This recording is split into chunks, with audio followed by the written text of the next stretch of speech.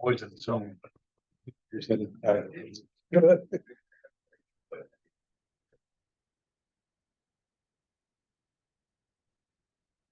Learning.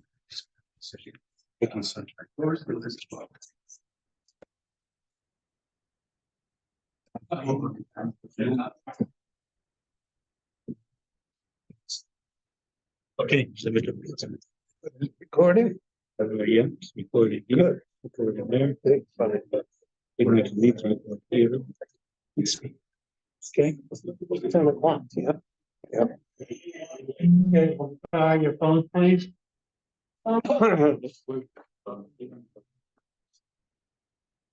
Okay, tell everyone.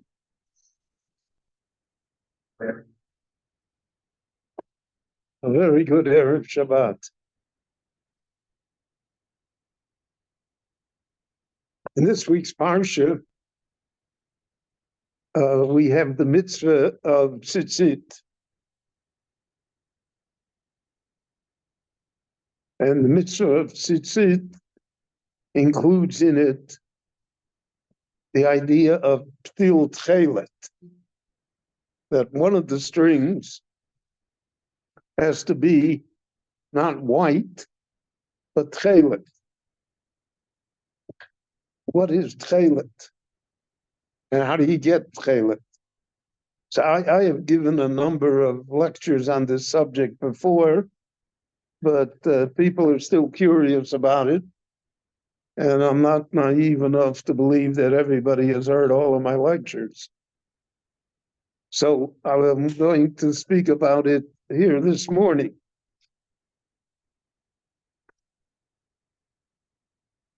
And the Torah uses the word techelet often in the construction of the Mishkan, in the garments of the Kohanim. So there's a few basic rules. The techelet is made from wool, and it is somehow a type of bluish green color.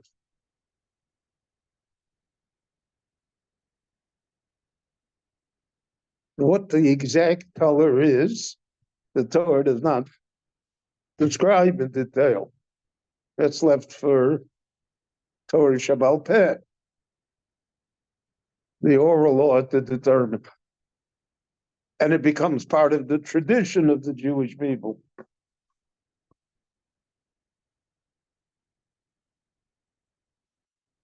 So during First Temple times and Second Temple times, apparently techelet always was available. The Gemara describes that techelet came from the blood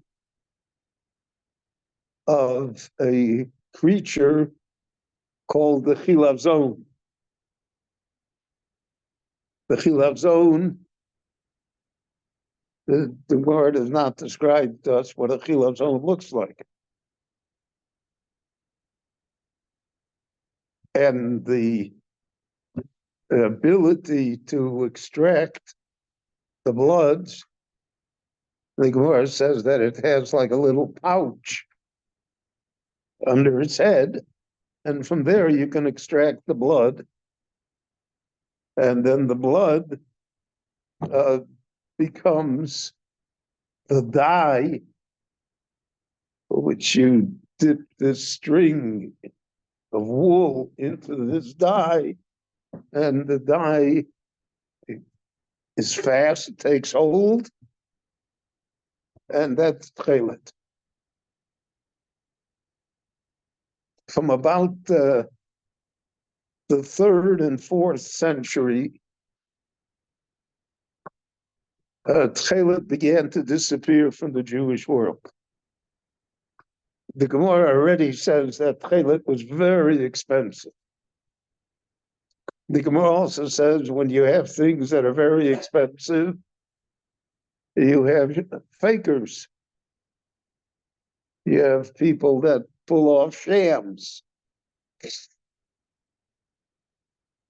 So therefore, there arose all sorts of false techelet. Techelet not created from the blood of the chilazon, but what the Gemara calls kalai elon, a vegetable dye. You know, when you buy the string, you don't know how it got blue. So therefore, they were able to sell the techelet, even though it did not meet the halachic requirements of coming from the blood of a chilazon. Because of this, because of the false dealers in techelet, and because of the exile, and the Gemara says the chilazon only exists in the Mediterranean, and the Jews are exiled now from the coast of Israel and from the coast of present-day Lebanon. So within a century, techelet disappears from most of the Jewish world. There are tribes in Arabia, there are tribes in Afghanistan that still had a tradition of techelet, and they somehow were able to perform the mitzvah according to their tradition. But in the vast majority of the Jewish world, techelet disappeared by the 4th century. The Gemara says that if you don't have techelet, then a white string is also the mitzvah. So we had 8 white strings instead of having a string of techelet included. That is the situation that existed for 1,400 years. There's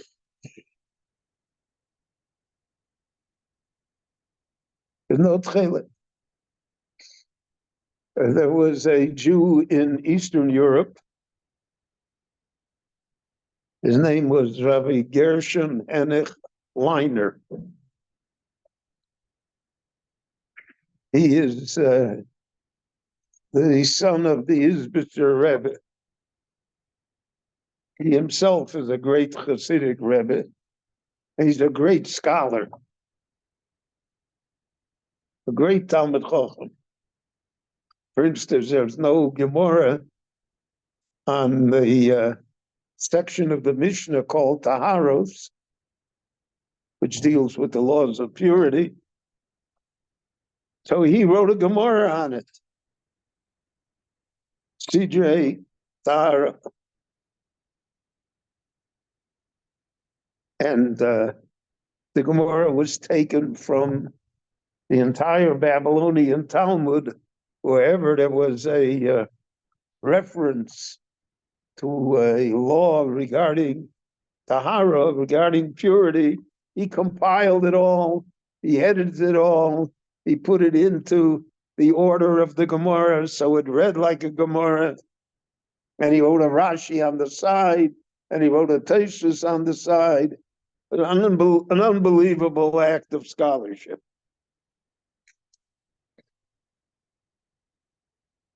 It was too good an act of scholarship, because other rabbis objected. They said that you're making a new Gemara. Who gave you the right to make a new Gemara? So in the second edition of his Sidrei Taharos, every page had a line on top saying, this is not a Gemara. But that didn't help. So he was a lightning rod for controversy. He was a Siddur Rebbe, so that already sets you up one way. And then he had written the Sidrei Taharos, which did not have universal rabbinic approval. So now he had a second problem. But he was a tremendously innovative person. And he said we're talking the 1850s, 1860s. He said the exile's coming to an end.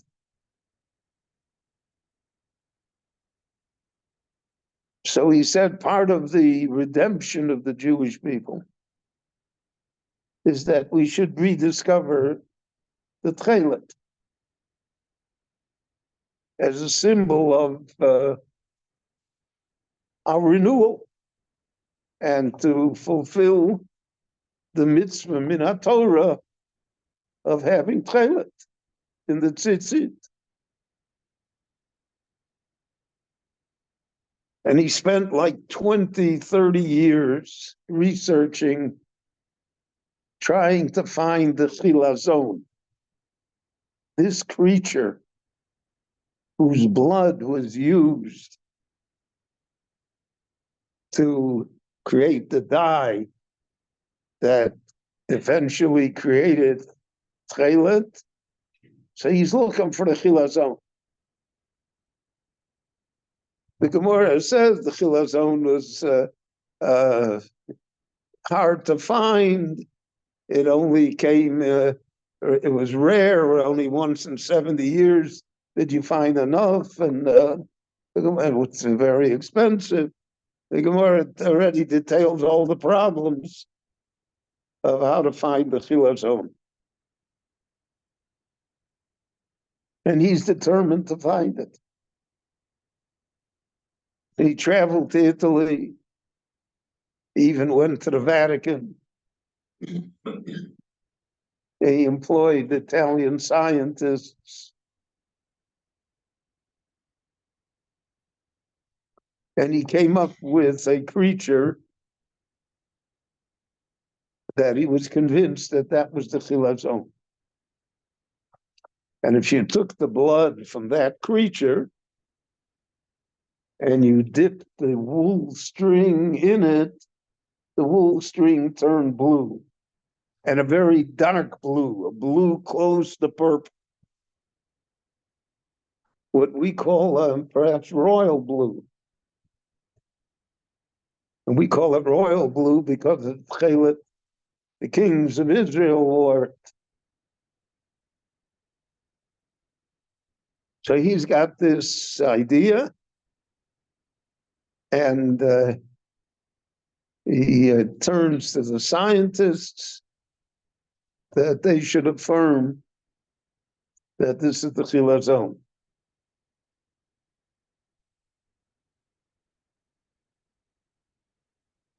What happened was the techelet always has a lot of fakers that deal with it.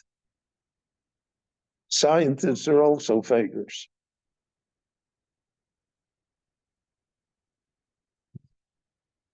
You have any doubt? Listen to Dr. Fauci. Science. Okay. So what happened was that the laboratory that he was working with mixed into the blood of this creature prussic acid. And if you mix prussic acid into anything, it'll turn it blue. So it was not the blood of the chilazon that was turning the strings of the Radzin Rebbe into techelet. It was the addition of this other chemical that turned it blue. He was unaware of that. And he thought that he had scientific proof that he found the creature that was the chilazon, and that if we harvested enough of them and extracted the blood, we would have the ability to manufacture techelet for the Jewish people, and that would become, as I mentioned, a symbol of Jewish renewal. Here we took something that was forgotten for 1,400 years, and we revived it.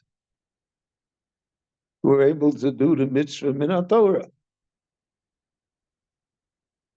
As I mentioned, he already was a lightning rod for controversy. So when he came out with this, with the techelet, so there was a rabbinic storm, for and against. He wrote a famous book called Tmunei Chol, defending his idea, the techelet. And he had his Chassidim manufacture it. And the Radzin Chassidim wore techelet because the Rebbe said that was techelet. Those that were not the Radzin Chassidim, and those that were not Chassidim at all, said this is very flimsy. We don't think that this is it. And unless we're positive that this is it, so then why should we change what we're doing? We're Makayim the mitzvah with white strings. And I don't know if we put in a fake blue string, maybe you cancel the whole mitzvah of tzitzit. Because then it's like the vegetable dye that the Talmud speaks about that make the tzitzit possible. So we're not going to do anything. We don't adopt it. And even though he pursued the matter till his final day, and in spite of his great scholarship and his holiness, basically it was only the Radzin Chassidim that wore techelet. And again, the Radzin techelet is a much deeper blue, almost on the verge of purple. Okay. That's the end of that story. But there never is an end to a story in Jewish life. There's a great Talmud Chacham, a young man, who is in Ireland when Jews were still in Ireland. And he is the future chief rabbi of Israel, Yitzchak Levi Herzog, Rabbi Herzog.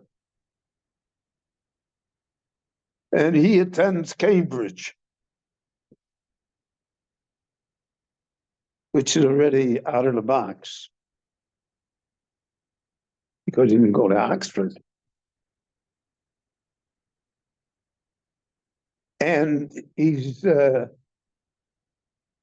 writes a PhD thesis for Cambridge to get his doctorate. And his PhD thesis is regarding the Radzin Rebbe's discovery of the chilazon. And his original purpose in writing the thesis was to prove that the Rebbe was correct. That this creature that he said was the chilazon, that type of a snail, was the actual chilazon, and therefore that his techelet was legitimate. However, Rabbi Herzog, in the middle of the dissertation,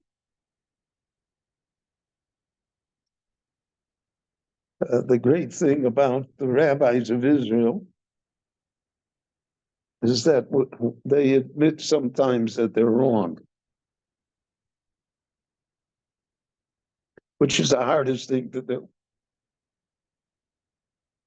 So if you're writing a dissertation and you wrote 50 or 60% of it, and then he takes it and he tears it up, because he's convinced now that the Radzin Rebbe was not right, but the Radzin Rebbe was fooled. Was fooled by the laboratory, and that's not the chilazon. And if it's not the chilazon, the techelet is not techelet. It's a klai ilon. It's like a vegetable dye. Parsha doesn't do anything.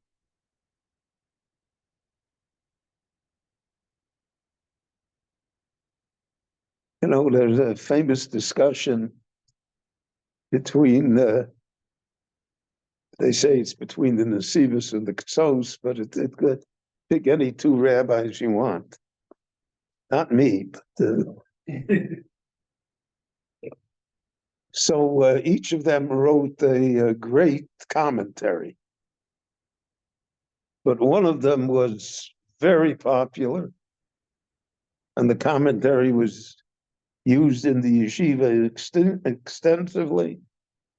And the other one, even though it also was brilliant and innovative and scholarly, never quite had the success rate of the other one. So the story was told that the two rabbis once met, and the rabbi who wrote the less popular commentary said to the other rabbi, "Come, let us review our day. What do you do? What I do?" Okay, so they reviewed the day. They did everything the same.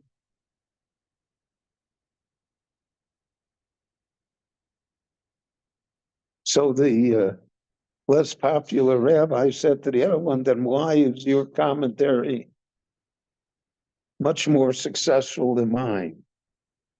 He said, "Oh, I forgot to tell you. The last half hour in the day, I erase. I take away much of what I wrote in the day. I rethink it." The hardest thing for an author, I don't hold myself to be an author, but I write books sometimes, is to erase, because every word that you put down is holy. How can you erase it? That's why you need a ruthless editor that doesn't have compassion on your feelings. So here in the middle of his thesis, Rabbi Herzog tears up the thesis because he's convinced that the Radzin Rebbe is not correct here, that this is not the chilazon. And then he makes an educated guess. He says, upon researching all the snails, I think the chilazon is a snail called the Murex trunculus, which exists on the coast of Lebanon, and which has all of the hallmarks of chilazon that the rabbis listed when they discussed techelet. He said, "I can't prove it, I don't know, but that's my guess." Okay. Fast forward. First Lebanon War. Excuse me. The Israeli army comes upon a cave in Lebanon. The cave in Lebanon is full, has millions of snail shells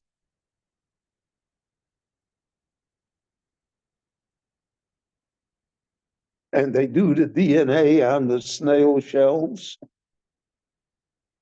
And it turns out that all of those snails were the Murex trunculus. So there are many who say that was a techelet factory. That's what you're doing with all of these shells. And it's a proof that the Murex trunculus is the chilazon. So good. So the rabbis say, let's experiment. So they catch 100, 200 Murex trunculus. They break open the shells, get to the pouch of blood, and they got a bottle full of the blood. The only problem is that the blood is yellow.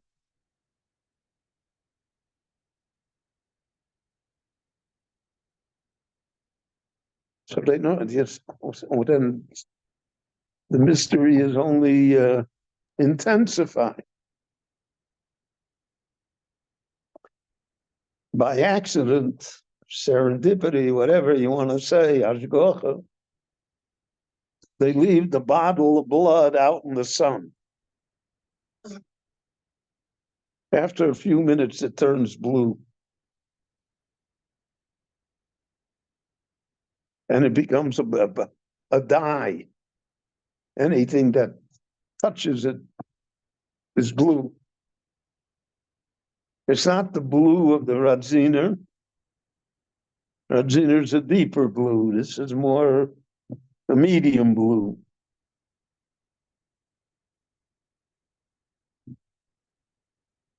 But there are those who now say that this is the chilazon is the Murex trunculus, and that from the blood of this snail, we can manufacture techelet by leaving it out in the sun, and that we have the mitzvah of techelet. So there is now great rabbinic discussion. And there's an idea that even if this is the techelet,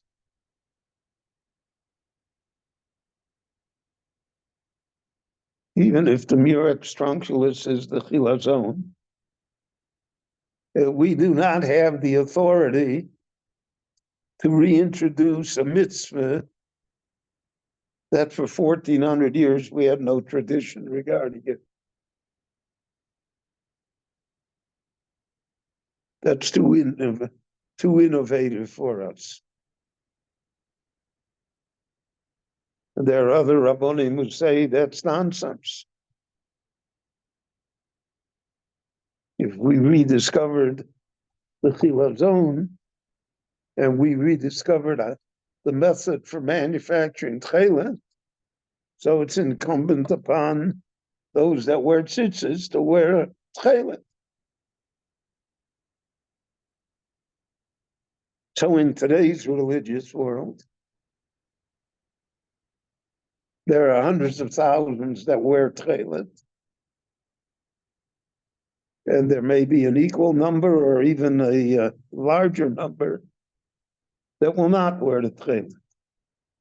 And like all good ideas in our time, this also became politicized. Because somehow wearing techelet identifies you with the state of Israel, because you think it's at the beginning of the redemption, and that's why you're wearing techelet. So I need not explain to you why it became controversial. Those who purport to defend techelet say, even if it's not correct, it's no worse than wearing white. So to speak, there's no loss here. There's no risk. Others say that if you wear false techelet, like Elon, it makes your tzitzis possible. Not only that, because of the fact that the techelet was forgotten for so long, there are maybe 15 different opinions among the great Rishonim and the Rambam and Rabbeinu Tam, etc., as to how to wind the techelet.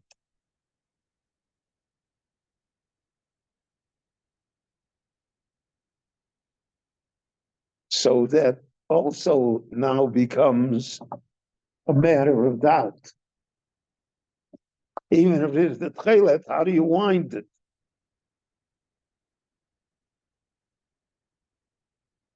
But the Rambam has a unique way.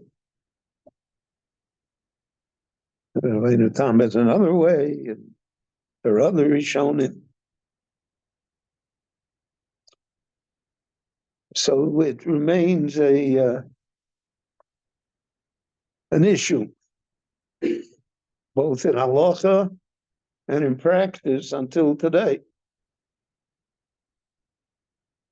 What is fascinating is that Herzog was able to guess correctly that the chilazon was the murex trunculus. And there is a thriving industry, it's near Achlit today, of fishermen that somehow harvest the murex trunculus, and then there are techelet factories throughout the country, because there are hundreds of thousands of people who wear techelet. So that's an interesting thing. And the techelet became the symbol for other things as well. So I'm sure that Shiur will be able to explain it all it is.